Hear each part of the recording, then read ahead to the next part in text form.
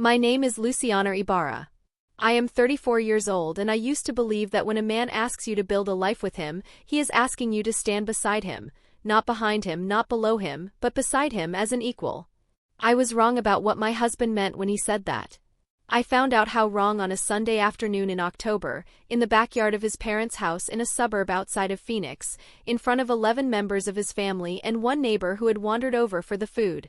My husband looked at me across a picnic table and said, in a voice that expected to be obeyed, "Apologize right now or pack your bags and leave." I did not apologize. But I should start before that afternoon, before the backyard, before the neighbor and the 11 family members and the voice that expected to be obeyed. I should start where most things like this actually start, not with a single dramatic moment but with the long, quiet accumulation of smaller ones, each so minor on its own that you almost convince yourself you imagined it. My name is Luciana Ibarra and I am a licensed civil engineer. I have been one for 9 years.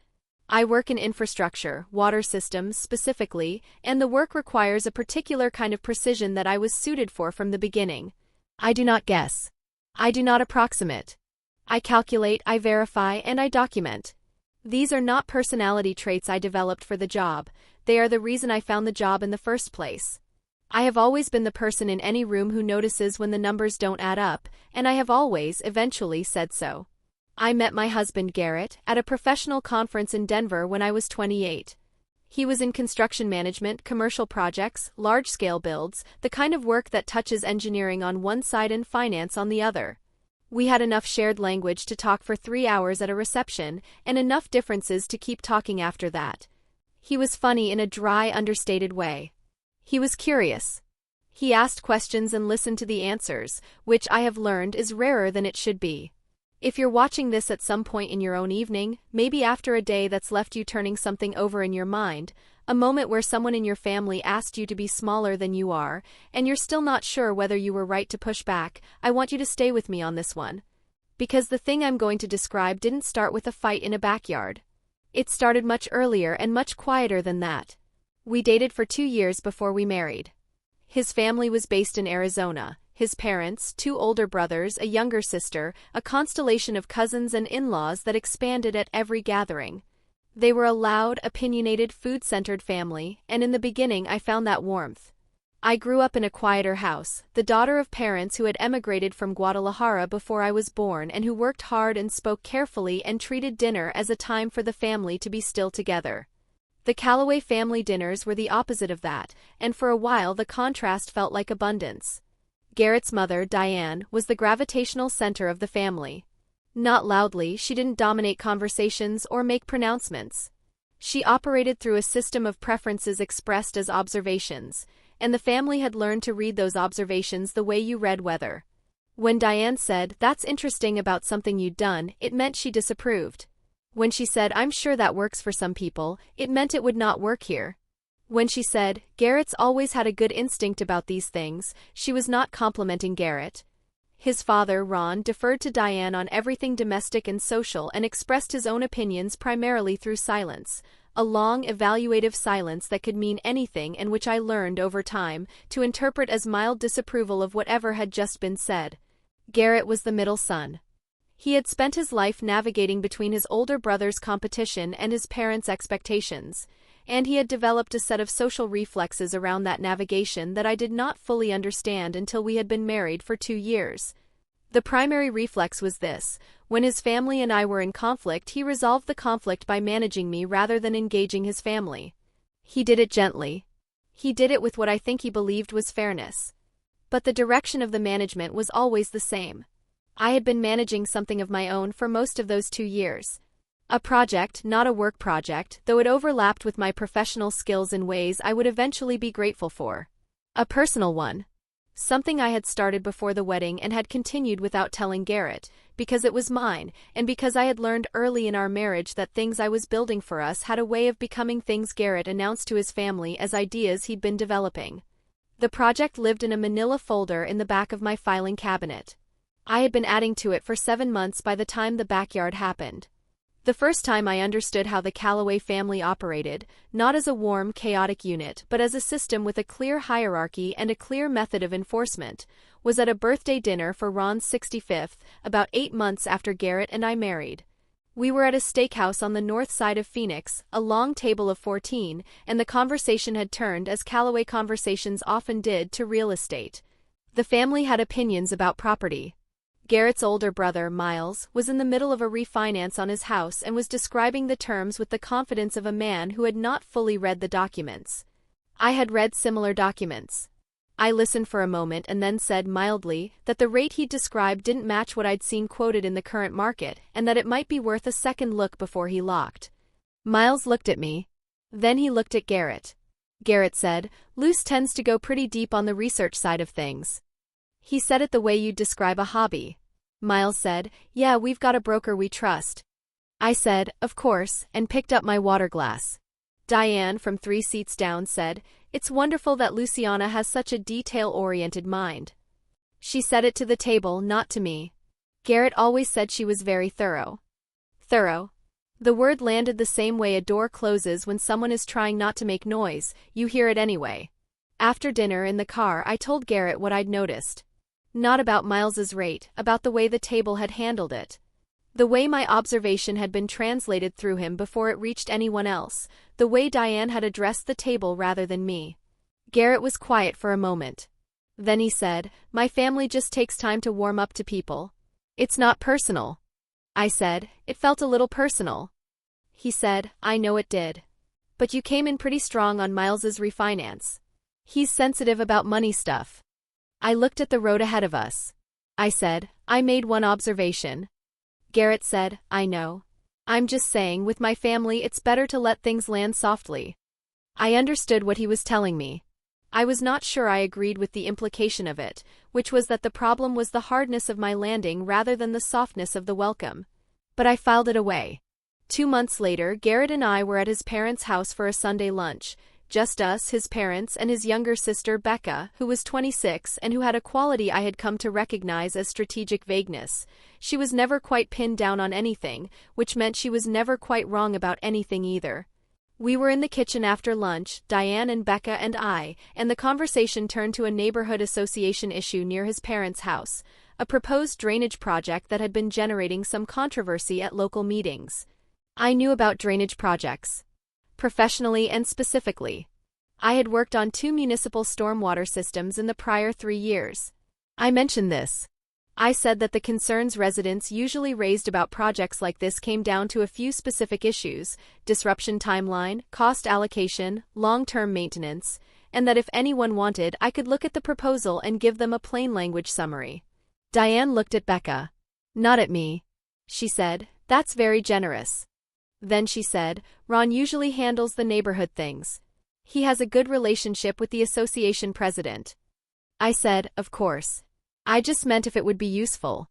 Diane turned back to the counter and said, "We'll let Ron take a look first." Becca said, "Yeah, he's been following it pretty closely." She said it to the room, the same way Diane spoke to tables rather than people. I picked up a dish towel from the counter and folded it into thirds and set it back down. I did not say anything. That evening, Garrett asked how the afternoon had gone. I told him about the drainage project conversation. I told him that I'd offered my professional expertise and it had been redirected to Ron before I'd finished the sentence. Garrett said, "Did you maybe come across as a little, I don't know, expert? Why? My mom sometimes feels like people are showing off when they bring up credentials." I looked at him. I said, "She asked what the project involved. I told her I had relevant experience." He said, "I know. I'm just saying, with my mom it's better not to lead with the professional angle." I said, "What angle should I lead with?" He didn't answer right away. Then he said, "Just be more casual about it. She responds better to that."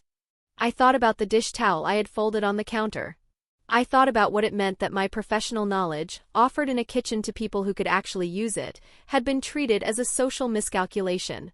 I said, "Okay, Garrett." He said, "You're not upset?" I said, "I'm fine." I was not fine. But I was something more useful than fine. I was paying attention. The pattern did not change. It refined. Over the following 1.5 years, I catalogued it the way I catalog anything: not obsessively, not with anger as the primary engine, but because I am a person who keeps records, and the record I was keeping was starting to tell me something I needed to understand fully before I acted on it. The first category was the kitchen redirect. Whenever I offered expertise or information in a domestic setting, Diane's kitchen, a family gathering, a Sunday lunch, the information was acknowledged at the surface and then rerouted. To Ron. To Miles. Once, memorably, to a cousin-in-law named Derek who sold insurance and had no more knowledge of municipal infrastructure than the average person, but who was allowed to hold the floor for 12 minutes on the drainage project while I sat beside Garrett and kept my fork level. I had managed the research and documentation for 3 major project bids at my firm during that same period, coordinating between engineering leads, environmental consultants, and municipal clients on projects totaling in the range of $4 to $6 million in contracted work. I want to be precise about that number because precision is what I do, and because the contrast between what I was trusted to carry professionally and what I was trusted to say at a Sunday lunch was one of the things I was keeping track of. The second incident I remember with the specific, preserved clarity that only comes from moments that land before you're ready for them, happened at Becca's apartment on a Friday evening, about 14 months into the marriage. Becca had invited a few people over, including 2 of her friends I hadn't met, and at some point the conversation turned to international travel. Becca's friends were talking about a trip to Portugal they were planning, and I mentioned that I had spent 6 weeks in Lisbon after my undergraduate degree, doing a water infrastructure study program through my university.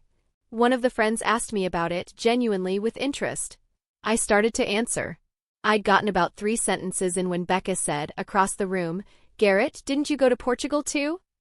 Garrett had been to Lisbon for 5 days on a bachelor party. He said, "Yeah, a couple years ago. Great city." Then Becca said, "She does love to share it." I looked at my plate. I set my fork down beside it, tines up, and did not speak. It was Garrett who escalated it. Not Diane, not Miles, not Becca, Garrett, my husband, who had been standing behind me near the grill and who had, I understood in that moment, been holding something for a long time and had found an audience he was comfortable releasing it in front of. He said, "Luce, can you just not do this today?" I looked up at him. He said, "You do this at every family thing. Someone says something and you have to correct it, or add context, or tell everyone what the actual situation is. And everyone's just trying to have a nice afternoon." The table was quiet. I said, I answered a question Ron was implying. About why the price moved. Garrett said, "Nobody asked you." The words arrived flat and final, and the table received them in silence, and I sat in that silence for a moment that felt longer than it was. Then Diane said in the voice she used when she was being reasonable, "I just think sometimes, Luciana, you might consider how it comes across." Miles nodded. Becca looked at her drink. Garrett looked at me and said, and his voice had dropped into something harder than I had heard from him before, in front of 11 members of his family, with the neighbor from 2 doors down standing at the edge of the yard with a paper plate, "Apologize right now or pack your bags and leave." The air went very still. I could hear the grill. My chest tightened once, a single contraction I did not let reach my face. I looked at Garrett. I looked at his mother, who had the expression of a woman who had been waiting a long time for the right person to say the right thing. I looked at Ron, who was looking at the fence. I folded my napkin into a careful square and set it on the table beside my plate. I said, "Okay." Garrett said, "Okay, you'll apologize, or okay, you're leaving?" I picked up my bag from the chair beside me. I said, "I'll see you at home." He said, "Luciana." But I was already walking toward the gate, and I did not look back at the table and I did not hurry. What no one at that table knew, what I had not told Garrett, what I had not told anyone, was that home no longer meant only what they thought it meant. I had completed a process 7 months in the making 3 weeks prior, and I had 2 documents in my bag that were going to change the shape of what came next considerably. Garrett came home 40 minutes after I did. I was in the kitchen when I heard the front door. I had made tea, not because I wanted it but because I needed something to do with my hands while I thought through the order of what was about to happen. I heard him set his keys on the entry table. I heard him come down the hall. He stood in the kitchen doorway and looked at me the way a man looks at something he expected to find differently arranged. He said, "You just walked out." I said, "You told me to leave." He said, "I told you to apologize or leave. That was a choice I gave you." I looked at my tea. I said, I heard it as a choice. I made one. He came into the kitchen and stood on the other side of the island. He had the expression he used when he was managing his own frustration, a controlled, slightly elevated calm that I had learned, over 3 years, meant he was deciding how to frame what he wanted to say next. He said, "You embarrassed me in front of my whole family." I said, "I answered your father's implied question about a property sale." He said, "Nobody asked you, Luce. That's the thing. Nobody asked." The second time he said those words, they landed differently than the first, not harder, but more precisely, the way a measurement confirms what you already calculated. I said, "Where's Marco?" Our son was 3 years old. He had been with my mother that afternoon. I had dropped him off on the way to the Callaway cookout, which I did sometimes when the gatherings ran long and I wanted him to have a quieter afternoon. Garrett knew this. He looked momentarily recalibrated by the question. He said, "With your mom." "Obviously." I said, "I'm going to pick him up in an hour. I want to finish this conversation before I do." He said, "There's nothing to finish. You need to call my mother and apologize. She's upset. The whole afternoon fell apart after you left." I said, "I'm not going to do that." He looked at me. "Excuse me?" I said, "I'm not going to apologize to your mother for answering a question about a zoning reclassification." He said, "This isn't about the zoning thing, Luciana. It's about the pattern. It's about the fact that every time we're with my family, you find a way to make it about how much you know." I set my mug on the counter. I reached into my bag, which was on the stool beside me, and I took out a manila folder. I set it on the island between us. He looked at it. I said, 7 months ago I started a process. I didn't tell you about it because I needed to finish it before I knew what it meant for us. I finished it 3 weeks ago." He said, "What is that?" I opened the folder. I took out the first document and placed it on the counter facing him. It was a lease agreement, a 12-month lease on a 2-bedroom apartment in a building 4 miles from our house, signed in my name, with a start date of the 1st of the following month. He stared at it. I said, "I've been watching what happens in your family for 3 years. I've been watching what happens to me specifically, what I'm allowed to say, what gets redirected, what gets called difficult. And I've been watching what happens to you when I'm in the room, which is that you spend the whole time managing me so your family doesn't have to manage their reaction to me." He said, "That's not." I said, 3 weeks ago I decided I needed to understand what I actually wanted. Not what was easiest. Not what kept the Sunday lunches smooth. What I actually wanted. I reached back into the folder and took out the second document. I placed it beside the lease. It was a letter from a family law attorney, a consultation summary dated, laying out the initial steps of a separation process in plain language. My name was on it. So was the attorney's contact information. Garrett's face did something I had not seen it do before. Not anger, something quieter and more permanent than anger. He said, "Luciana." I said, "I haven't filed anything. I haven't made any decisions. But I needed you to understand that I have been making preparations, because I needed you to know that I am not someone who can be told to apologize or leave and then managed back into place afterward." He said, "I didn't mean it like that." I said, "You said it in front of 11 people, Garrett." He said, "I was frustrated. My mom had been." I said, "I know what your mother had been. I heard it through the kitchen window." He was quiet. I said, "The apartment is for me and Marco. 1 month. I need 1 month to think clearly, away from your family's house and the version of me that's expected to exist inside it. After that month, I want to have a real conversation about whether this marriage is structured in a way that works for both of us, or whether it is structured to work for your family and I am the variable that gets adjusted." He said, "You're taking my son." I said, "I'm taking our son to an apartment 4 miles from this house for 30 days. You will see him. We will work out a schedule.